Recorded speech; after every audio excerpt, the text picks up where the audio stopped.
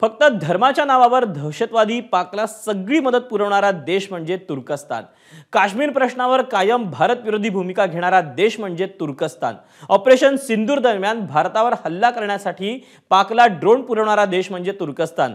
एकाच फटक्यात भारताने पाकिस्तानला धडा शिकवला, चीनचं तोंड बंद केलं। आता वेळ आहे तुर्कस्तान, अझरबैजान सारख्या विश्वासघात करणाऱ्या, दहशतवादाच्या बाजूने उभारणाऱ्या देशांना आणि इथल्या ढोंगी नेत्यांना धडा शिकवण्याची। याचा आढावा घेणारा हा स्पेशल रिपोर्ट पाहूया। आपले खरे मित्र कोण, छुपे शत्रू कोण, विश्वासघात करणारे कोण, पाठीत खंजीर खुपसणारे गद्दार कोण, याचं खरं चित्र ऑपरेशन सिंदूरमुळे स्पष्ट झालं। दहशतवादी पाकिस्तान इतकेच त्याला मदत करणारे देशही भारताच्या आणि भारतीयांच्या रडारवर आलेत। त्यातली दोन प्रमुख नावं आहेत तुर्कस्तान आणि अझरबैजान। या दोन्ही देशांवर भारतीयांनी बहिष्काराचा सर्जिकल स्ट्राईक सुरू केला। तुर्की सफरचंदानंतर मसाले सुकामेवा संघटनेनंही तुर्कीच्या मालावर बहिष्कार घातलाय। हम व्यापार का बहिष्कार कर रहे हैं क्योंकि तुर्की ने पाकिस्तान को सपोर्ट किया है और फिर जैसे हमारे जवान सेना पे लड़ते हैं सीमा पे, वैसे हम व्यापारी सब ने डिसाइड किया हुआ है कि हम तुर्की के सब ड्राई फ्रूट्स और बाकी का सब इंपोर्ट मटेरियल का बहिष्कार करेंगे और उससे तुर्की को बहुत फाइनेंशियल लॉस होगा और इंडिया के लिए ऐसा कुछ प्रॉब्लम नहीं आएगा, ना इंडियन कस्टमर्स के लिए कुछ प्रॉब्लम आएगा क्योंकि इंडिया के पास ऑप्शंस बहुत है। खरं तर 2023 साली तुर्कस्तानात मोठा भूकंप आला, 50,000 पेक्षा जास्त लोकांचा जीव गेला। तेव्हा भारतानं ऑपरेशन दोस्त राबवलं, तुर्कीला होता होईल तेवढी मदत पुरवली, भूकंपाच्या धक्क्यातून सावरण्यासाठी मदत केली। तुर्कीनं त्या उपकाराची परतफेड म्हणून दहशतवादी पाकिस्तानला भारतावर हल्ला करण्यासाठी मदत केली। फक्त 300-400 ड्रोन, कार्गो विमान, तंत्रज्ञानच नाही तर तुर्कीनं आपले सैनिकही पाठवले। ऑपरेशन सिंदूरमध्ये 2 तुर्की सैनिक मारले गेल्याची माहिती आहे। 6 फेब्रुवारी 1923 त्या दिवशी तुर्कस्तानमध्ये भयंकर भूकंप झाला। त्या भूकंपाला मदत म्हणून भारताने सर्वात पहिल्यांदा आपली माणसं तिथे पाठवली, ऑपरेशन दोस्त त्याला म्हटलं गेलं। तिथे गेल्यावर दोघांनी वा किती छान भारताने मदत पाठवली म्हटलं, पण ते काय आहे की सापाला तुम्ही मदत जरी केली ना तरी तो चावतोच, मदतीच्या हाताला चावणं त्याचा धर्मच चावणं आहे, ते तुर्कस्तान करतोय। ते आता लक्षात आलं, माझ्या मते मुलींच्या इथे आता लक्षात आलं, सगळ्या जगाच्या लक्षात आलंय, या राष्ट्राला कोणीही कुठेही मदत करणार नाही, हे असंच गटारात जाऊन पडणार आहे। उघडपणे पाकिस्तानला मदत करणाऱ्या दोन्ही देशांच्या विरोधात भारतीय पर्यटकांनीही पुढाकार घेतला।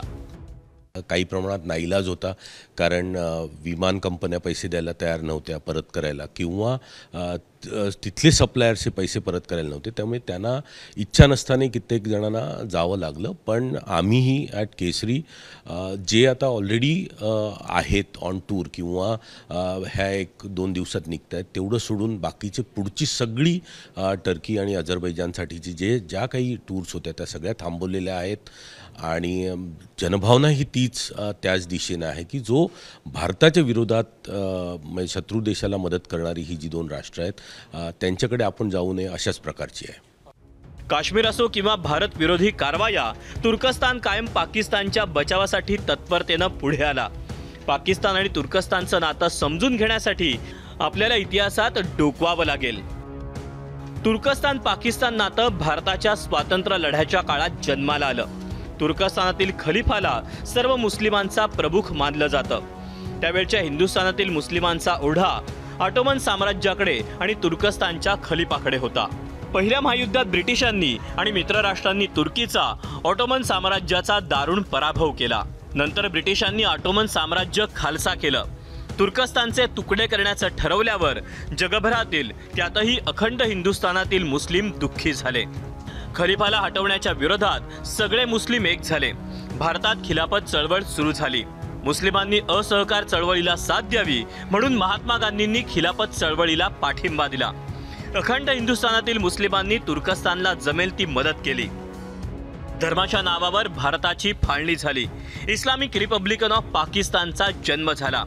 इथल्या मुस्लिमांनी खलिफासाठी दिलेला पाठिंबा लक्षात घेता त्यानंतर तुर्कस्तान पाकिस्तान हे नातं घट्ट होत गेलं। सतत पाकिस्तान सोबत उभ्या राहणाऱ्या तुर्कस्तानच्या गद्दारीचा भारतानं एक एक करत हिशेब लिहायला घेतला. भारतातल्या काही विमानतळावर ग्राउंड रिपोर्ट देणाऱ्या सेलेबी या तुर्की कंपनी सोबतचे भारतातील करार रद्द करण्यात आले. बिकासच्या माध्यमातून म्हणजे सिव्हिल एव्हिएशन मिनिस्ट्रीच्या बिकास जी आमची आहे ब्युरो ऑफ सिव्हिल एव्हिएशन सिक्युरिटीच्या माध्यमातून या कंपनीचं काम आज त्याचा परवाना रद्द केला गेला आणि मला असं वाटतं की योग्य भूमिका आम्ही घेतली आहे. देश हितासाठी ही महत्त्वाची भूमिका होती आणि ती आवश्यक होती.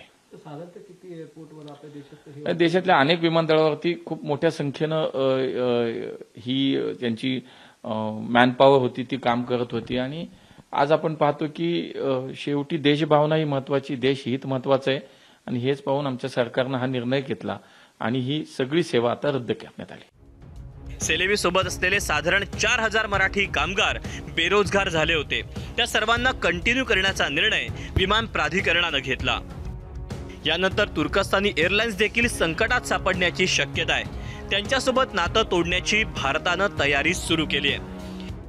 ज्या देशानं आपल्या देशाच्या जीवावर पैसा कमवण्याचं काम केलं तो देश पाकिस्तानसोबत गेला, आपल्यावर कुरघोडी केली आणि त्यांच्याच कंपन्या भारत देशामध्ये महाराष्ट्रामध्ये जर काम करत असतील तर हे चालणार नाही. पण महाराष्ट्रामध्ये ही मुवमेंट केल्यामुळं ही तुर्की कंपनी देशाच्या 7 विमानतळावर जी काम करत होती त्या 7ही विमानतळावरचा करार रद्द करण्यामध्ये शिवसेनेला यश मिळालं. सेलेबी कंपनीनंतर तुर्कीच्या गुलेरमॅक कंपनीची कंत्राटही धोक्यात आली आहेत. गुलेरमॅक कंपनीला पुणे, सुरत, कानपूर आणि भोपाळच्या मेट्रोच्या कामाची कंत्राटं दिली गेली आहेत. भारतात KPIL सोबत भोपाळ मेट्रोचे बोगदे तयार करण्यासाठी 769 कोटींचं कंत्राट दिलं गेलंय.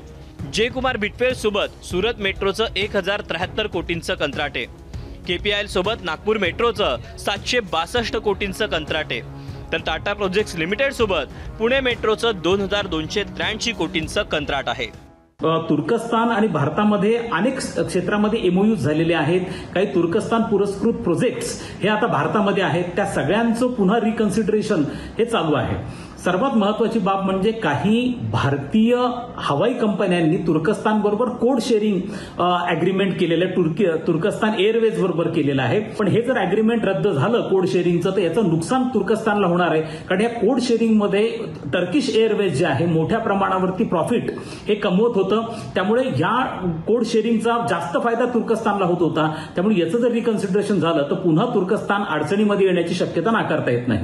व्यापार आणि दहशतवाद एकाच वेळी सुरू राहू शकत नाहीत हे भारतानं दहशतवादाची फॅक्टरी असलेल्या पाकला ठणकावून सांगितलं. फक्त धर्माच्या नावावर दहशतवादी पाकिस्तानची पाठराखण करणाऱ्या तुर्कस्तान आणि अझरबैजान सारख्या देशाच्या ढोंगी नेत्यांना तोच धडा शिकवण्याची हीच वेळ आहे. ब्युरो रिपोर्ट, ABP माझा. ABP माझा, उघडा डोळे बघा नीट.